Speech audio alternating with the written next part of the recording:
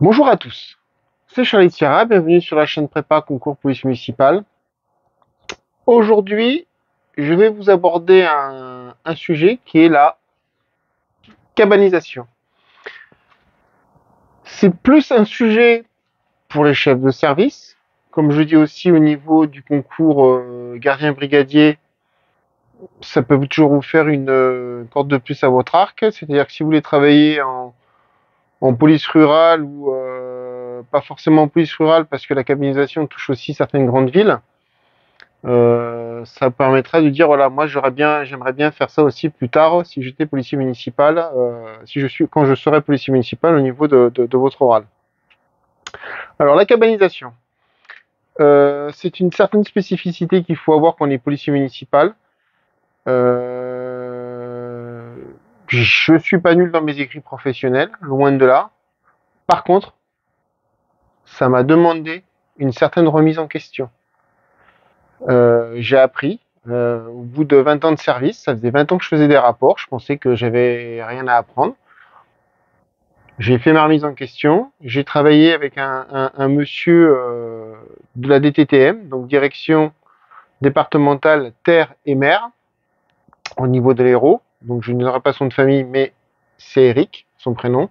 Donc merci Eric, il m'a appris beaucoup de choses. J'ai compilé mon savoir-faire professionnel de policier municipal, plus son enseignement qui m'a donné sur la cabanisation. J'ai passé une journée avec lui. Il nous a aidé à faire notre premier dossier sur une de mes précédentes communes. Et maintenant, bon, bah, c'est moi qui apprends à mon collègue, actuellement avec mon binôme, parce qu'on n'est que deux sur ma commune. Je suis sur une petite commune et c'est un choix personnel. Hein, je vous cache pas. Quand j'ai été recruté, on m'a demandé est-ce que vous savez travailler sur la cabanisation. J'ai dit oui. C'est un gros travail. Un dossier de cabanisation, c'est à peu près 35 heures de travail effectif. Ça vous donne une idée. C'est du travail qui est long. C'est pas compliqué, mais ça demande une certaine rigueur et de l'expertise et prendre le temps aussi de faire les choses. Allez, on va continuer. Alors, qu'est-ce que c'est? Qu'est-ce qu'on appelle la cabanisation? Je vous fais un condensé de la définition que donne la DTTM de l'Hérault, hein, DTTM 34. Alors, techniquement, cabanisation, ça vient du terme cabane. C'est une construction type cabane sur un terrain qui n'est pas approprié. Terrain agricole ou zone naturelle ou zone protégée. Donc on a des zones naturelles, on a aussi des zones protégées type littoral, on a des zones, plusieurs zones de ce type au niveau national. Donc ça peut être également un mobil-home, une caravane ou une construction illicite.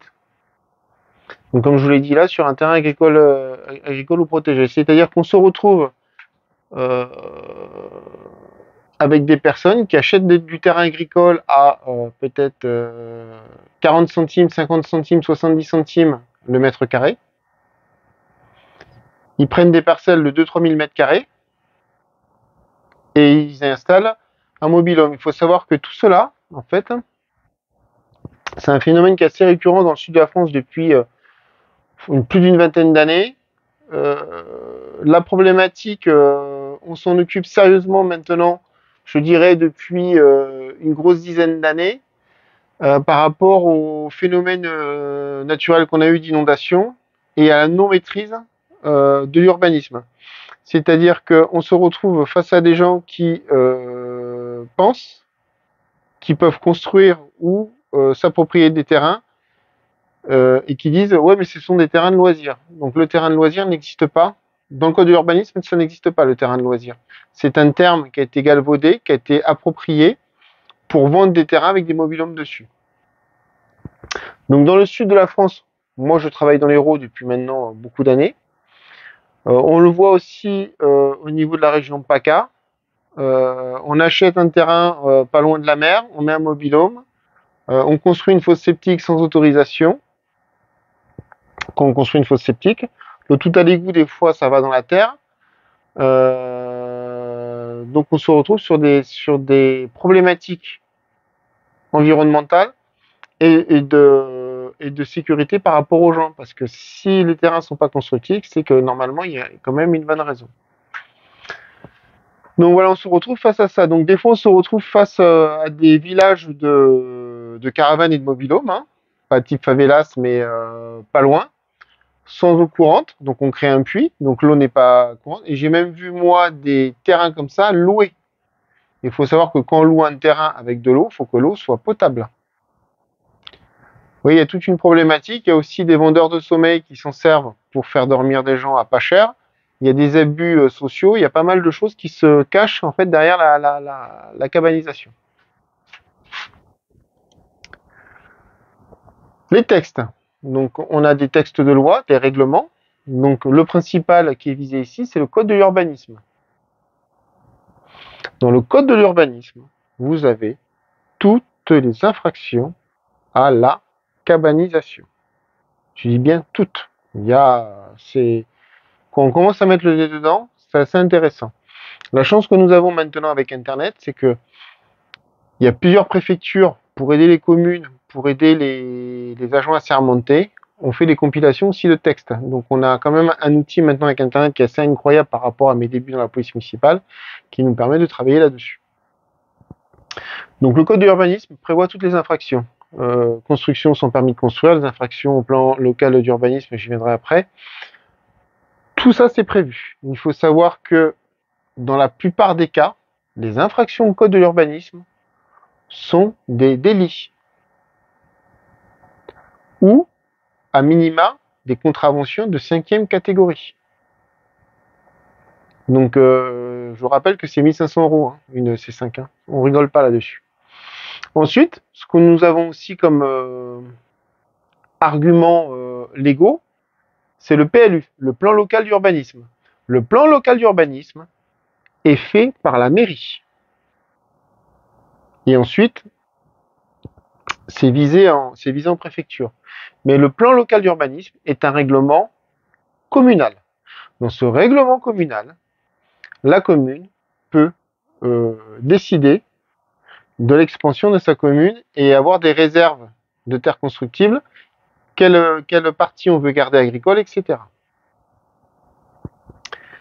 Donc ça, c'est intéressant. Et dans le plan local d'urbanisme, par exemple, on peut décider, moi c'est le cas dans ma commune, on peut décider par exemple que les terres agricoles, donc on reste sur l'agricole, hein, la clôture est soumise à autorisation, donc il faut faire une demande de travaux pour faire une clôture, mais on ne peut pas faire n'importe quel type de clôture, on ne peut pas faire de mur, il faut que la clôture soit avec du grillage maillé, donc c'est du gros grillage de cette taille-là, pour que les petits animaux puissent passer, il faut qu'elle soit végétalisée, et ou grillage maillé, pas de brise de vue, etc. Donc là-dessus, ça nous permet aussi d'avoir un travail sur l'unimorphisme, que la partie en fait rurale de la commune agricole soit uniforme et que ce soit aussi joli à voir. Donc on a aussi une zone nous qui est protégée en zone agricole par rapport au paysage. Toute construction est interdite. On a une autre zone agricole où seules les constructions qui sont autorisées sont liées à l'exploitation agricole, c'est-à-dire soit un hangar ou une habitation si la personne peut prouver qu'elle a nécessité d'être sur son exploitation et y vivre pour le bon fonctionnement de son exploitation agricole. Donc on a pas mal d'obligations. Par exemple, moi dans mon PLU, on interdit tout ce qui est activité tertiaire et secondaire, certaines activités secondaires aussi, sur la terre agricole. Donc du coup, ça nous permet d'avoir un outil local et pour travailler là-dessus. Si on n'a pas le PLU sur la commune, on s'en réfère directement au code de l'urbanisme. Ensuite, sans parler de PLU, parce qu'un PLU, on passe par un bureau d'études hein, pour nous aider à le faire, parce que c'est quand même un document qui est dense. On y retrouve la biodiversité. Il y a pas mal d'études à faire. Il y a pas mal les risques, les espèces, donc les espèces qui sont liées à certains bois, certaines choses, etc. Les plantes, les animaux. Donc là-dessus, on travaille avec un bureau d'études pour que le PLU soit bien conforme et soit bien carré. Mais à côté de ça, on peut également travailler aussi avec des arrêtés, donc la réglementation locale. Soit on peut travailler avec les arrêtés municipaux, mais aussi départementaux ou régionaux. Il suffit que sur votre commune, il y ait aussi des domaines forestiers régionaux ou départementaux. On peut travailler par rapport, parce que je vous rappelle aussi qu'on a une délégation des pouvoirs de police. Dans ces cas-là, on se doit de faire appliquer les arrêtés, les règlements qui sont locaux, les arrêtés. Donc, si, étant donné que le département ou la région n'a pas de police territoriale, ou même votre agglomération, s'il y a certains territoires aussi qui sont gérés par l'agglomération, vous devez faire appliquer ces arrêtés de pouvoir de police. Donc vous êtes apte sur votre commune à faire appliquer tout ça. Donc par exemple, moi je vous donne un exemple sur ma commune. Je me suis retrouvé face à des situations un peu compliquées avec des camping-cars ou des fourgons aménagés, des camions aménagés. Donc j'ai dit à un moment donné à mon maire, je dis on peut pas continuer à travailler comme ça parce que on manque d'outils. Donc j'ai pris un arrêté, c'est moi qui l'ai écrit avec ma capacité, enfin avec mon savoir-faire. Donc par rapport à la zone PPRI, donc moi la moitié de ma commune en fait est en zone inondable. On est sur un des versants de l'Hérault, donc on est en zone inondable, et une autre grosse partie de la commune c'est une zone agricole. Dans ma première partie, j'ai interdit le camping tout simplement, camping bivouac, sur tout ce qui est zone inondable. Par rapport au risque, à la dangerosité pour les personnes. Il faut savoir une chose, c'est que le maire, en cas de catastrophe naturelle, devient directeur des opérations de secours. C'est ce qu'on appelle le DOS. Donc c'est le maire qui engrange cette casquette-là. Donc sous ce couvert-là, dans mon arrêté, j'ai interdit donc le camping, les caravanes, fourgons, camping-cars, tout ça sur cette zone qui est inondable. Et sur l'autre partie, par rapport, comme je vous ai dit juste avant, pour préserver la qualité des sols et la biodiversité, j'ai repris là exactement le même article dans le même arrêté pour tout ce qui est zone agricole et zone naturelle. De façon à avoir l'outil pour travailler, pour éviter déjà un début de cabanisation sur ma commune. Parce que si quelqu'un décide de monter une yourte ou une tente type un peu comme dans le film Camping, les tentes cardinales, je crois que ça s'appelle, sur un terrain agricole, dans mon PLU, c'était pas prévu. Et ce n'est pas interdit par la loi. Donc il me fallait éviter cette forme-là de cabanisation parce qu'il faut savoir que les gens sont malins, les gens se renseignent, les gens lisent et ils cherchent toujours la faille. Donc la faille, il faut fermer les fenêtres. Donc moi, grâce aux arrêtés, on peut y travailler. Ensuite, ça c'est en dehors de la volonté et de la compétence de la commune. J'ai sur ma commune un PPRI, un plan de prévention des risques inondation. Mais moi, inondation parce que je suis en zone inondable. Si je suis en zone risque d'avalanche ou risque submersion, risque je ne sais pas quoi, ça changera de nom. Donc ça, c'est un plan qui est édité par la préfecture. Donc je vous rappelle que les arrêtés préfectoraux, dans la hiérarchie des normes, comme ce sont des arrêtés d'État, sont au-dessus des arrêtés de la commune. Donc la commune doit se plier aux arrêtés préfectoraux. Et dans ce cas-là, c'est un règlement préfectoral qui interdit les constructions, pas mal de choses dans les zones inondables. Donc, moi, je me suis appuyé là-dessus en référence pour faire mon arrêté par rapport aux zones inondables sur ma commune. Et je suis pas le seul à l'avoir fait parce que j'ai pas la baguette magique, j'ai pas la pensée. J'ai quand même cherché, réfléchi comment je pouvais faire. Je me suis rendu compte que d'autres communes en France avant moi avaient eu la même idée. Donc, du coup, j'ai repris et je me suis aidé du travail d'autres collègues sur la France. Donc maintenant, on va passer à comment. Comment on peut faire pour agir. On a vu les articles, maintenant comment on peut faire. Alors l'important, il faut être assermenté. Moi je suis un vieux.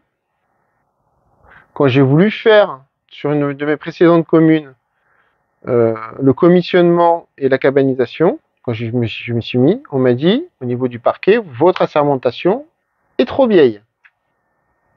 Donc j'ai été réassermenté en 2020 avec une assermentation récente et qui va bien. Donc du coup, j'ai pu être commissionné par le maire. Le commissionnement, c'est un arrêté municipal que prend le maire et qui dit je commissionne monsieur Charlie Sierra pour procéder aux constatations et la verbalisation d'urbanisme. Parce qu'il nous délègue un de ses pouvoirs de pays spécial à ce moment-là. Ma commune dans laquelle je suis actuellement, avec en partenariat avec la DTTM, le parquet de Béziers et la préfecture, nous avons signé la charte contre la cabanisation. Ça veut dire que ma commune s'engage à lutter contre la cabanisation pour préserver l'espace naturel sur son territoire. Ceci nous a permis d'accéder à certaines facilités au niveau des services de l'État, notamment ce qu'on appelle les fiches Aigle. Alors Aigle, c'est un anacronyme qui a fait le mot Aigle. En fait, techniquement, et là c'est très très fort, tous les ans, il y a un avion qui passe, ce sont des vues aériennes, donc soit on achète des vues aériennes satellites, soit c'est un autre service. Et en fait, l'appareil passe toujours au même endroit. Là-dessus, nous avons une intelligence, excusez-moi, j'ai mal au doigt, nous avons une intelligence artificielle qui va voir si quelque chose a changé dans le champ, jusqu'à une cabane et une caravane. Donc l'intelligence artificielle est capable d'analyser si c'est un mobil-home, une caravane ou une construction. Et c'est assez impressionnant. Donc on nous remet ces fiches, nous on va sur le terrain, on constate pour savoir ce qu'il en est, parce qu'il y a des parties de votre commune des fois qui ne sont pas accessibles par la route et on ne voit pas. Donc ça, ce sont les fiches Aigle. Ensuite, ça nous a permis d'avoir accès à Lucas. Lucas, c'est un logiciel full web qui est utilisé par la DTTM et qui est mis à notre disposition, qui est chapeauté par la DTTM. C'est-à-dire que tous mes PV que je fais sur Lucas, c'est chapeauté par la DTTM. Parce qu'il faut savoir que, in fine, tout ce que je vais remettre au procureur de la République sera également en copie de plein droit à la DTTM. Donc, on gagne du temps, on gagne de la facilité, de la disponibilité. La DTTM a accès à tous mes PV. On est transparent et ça nous, on gagne en puissance, en facilité, parce que le logiciel Lucas a été pensé que pour ça. L'héros et pilote en la matière, c'est en train de se répandre au niveau du sud de la France et normalement bientôt au niveau national d'ici quelques années. Le logiciel Lucas, en fait, vous donne déjà tous les articles de loi. Il suffit de rentrer, on coche caravane, mobil-home, clôture, PLU, machin, etc. Et lui, vous sort les articles de loi. Et comme au supermarché sur Internet, vous cliquez ce que vous voulez et vous balance déjà les articles et des phrases types. Moi, personnellement, je suis pas fan des phrases types. Je préfère réécrire tout mon texte. Mais on a notre mise en page qui est fait avec le logo de la commune. Et il suffit de changer. On peut tout changer. Donc, on change les choses qui ne nous conviennent pas. Et ensuite, c'est la rédaction du PV. Donc, le PV en police municipale, on a l'habitude, c'est du rapport. Mais, en matière de cabanisation, c'est là où je vous dis, j'ai dû faire un effort personnel.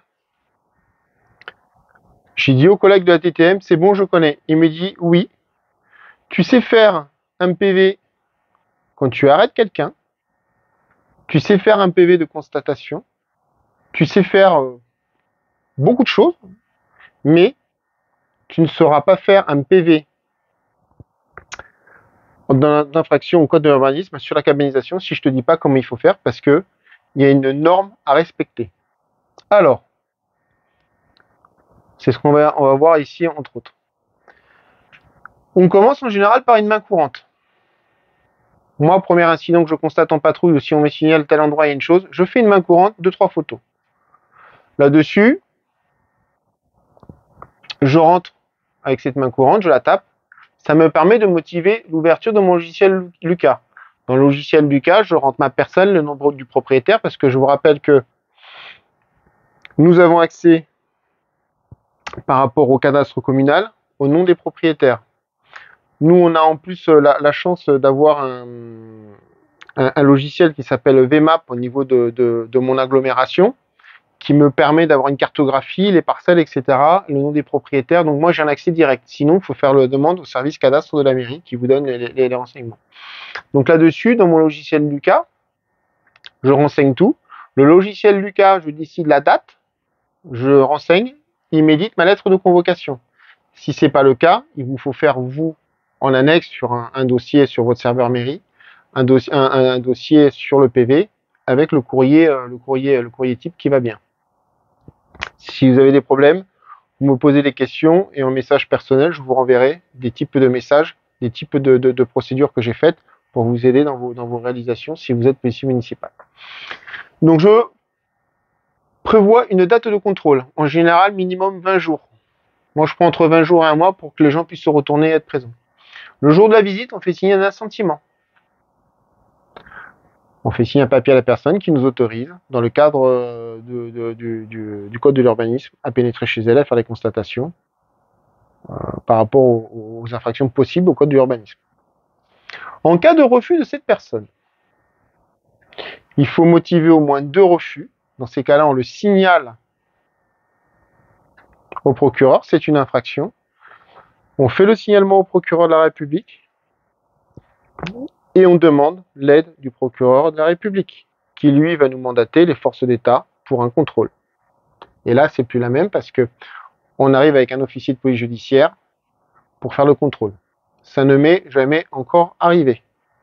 Mais le process, il est là. C'est que je fais mon PV, dans ces cas-là, refus, je fais un PV de refus de visite.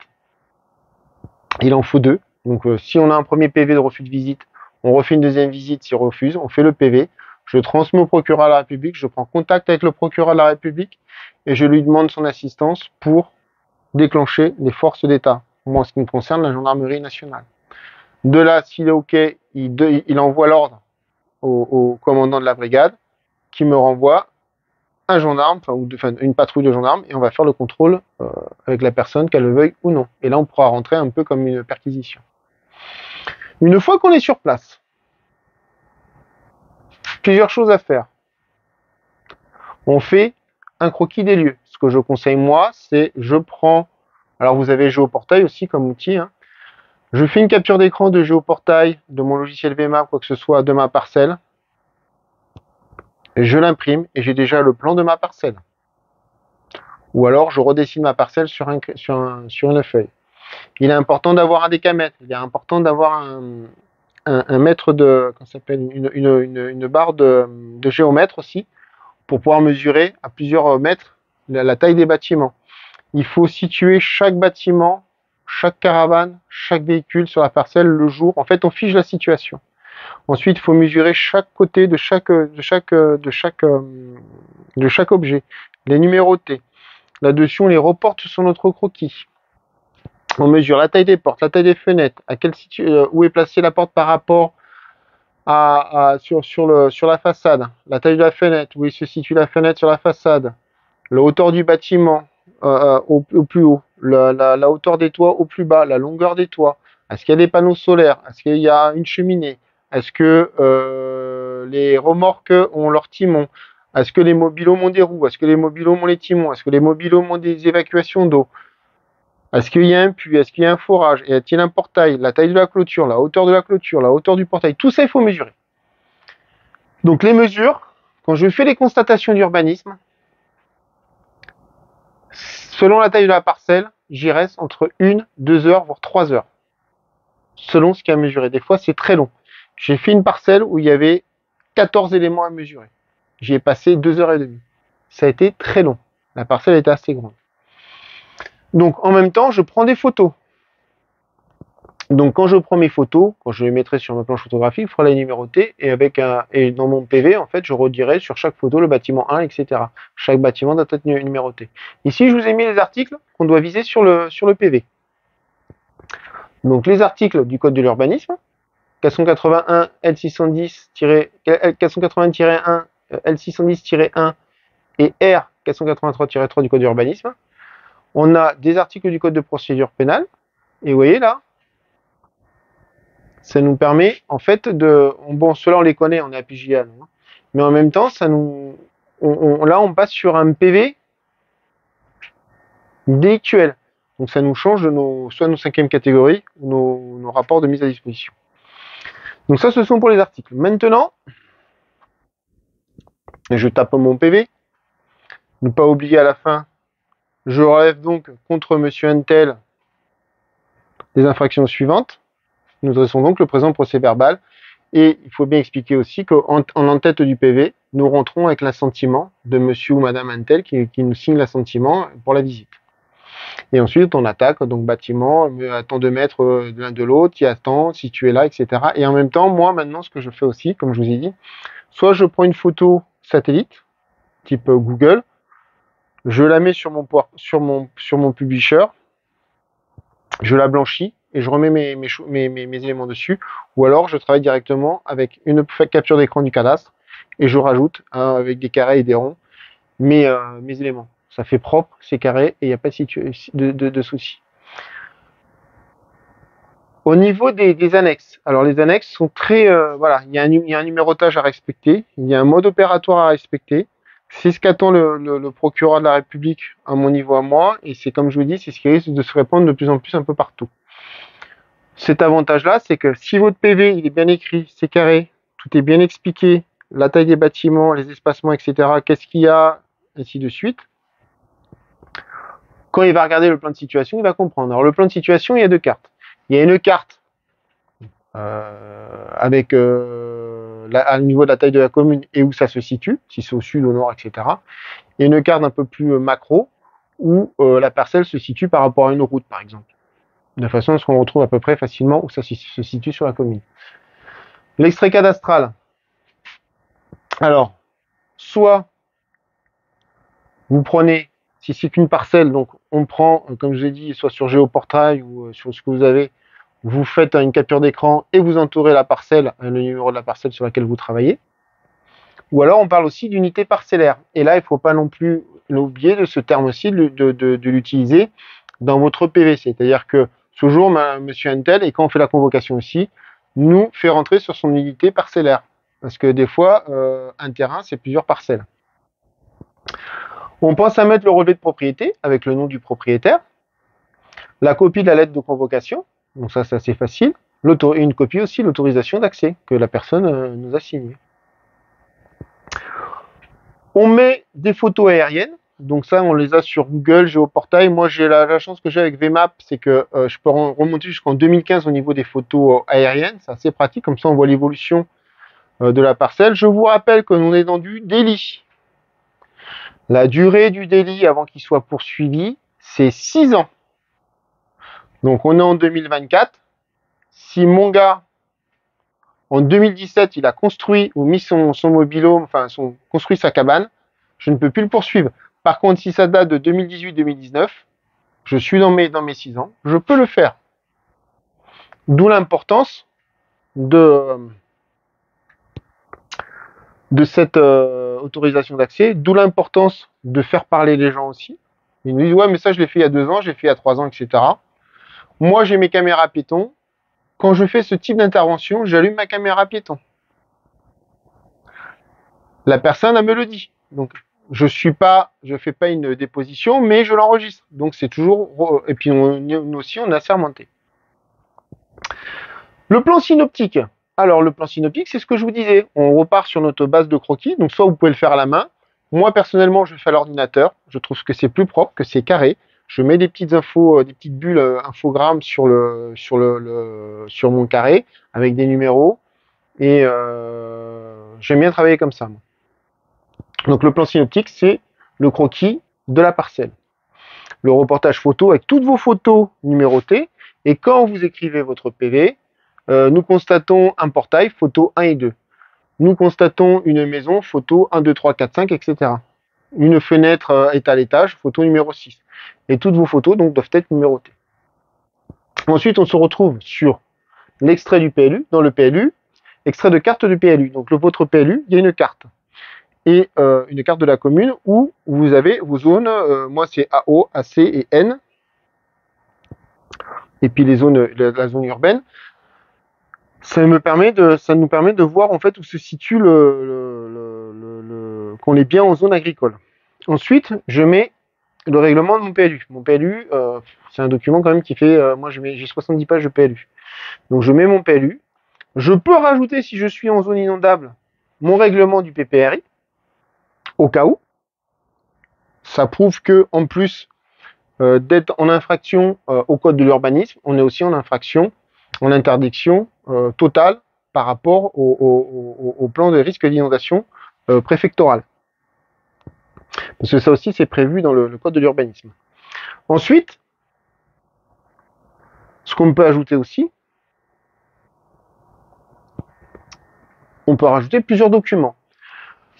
Moi, je peux rajouter, par exemple, mes mains courantes, selon s'il y a nécessité. Je peux rajouter des procédures faites dans le passé par rapport à la personne et aux choses qui se sont déroulées. Je peux rajouter des courriers que j'ai fait de mise en demeure, parce que j'essaie quand même de faire une mise en demeure aux personnes, parce que des fois les gens c'est un peu compliqué, ils savent pas, donc je leur dis, bah écoutez, moi je vous fais un courrier de mise en demeure qui n'a pas forcément de vocation légale, parce que j'ai pas la capacité de mettre en demeure les gens. Par contre, je leur dis, voilà, moi, si dans un mois ou deux, la situation n'est pas rectifiée, moi je vous verbalise. Ça laisse un joker aux gens, ça leur permet, s'ils sont intelligents, de se mettre dans les clous. Je peux également rajouter aussi mon arrêté municipal que j'ai pris par rapport au camping, etc. On peut rajouter beaucoup de choses en fait après, tout ce qui vous semble nécessaire en pièce annexe. Quand j'ai fait mon PV, quand j'ai fait mes annexes, je me retrouve sur un document qui fait à peu près 200, moi en moyenne c'est dans les 200 pages. Ça commence à faire beaucoup.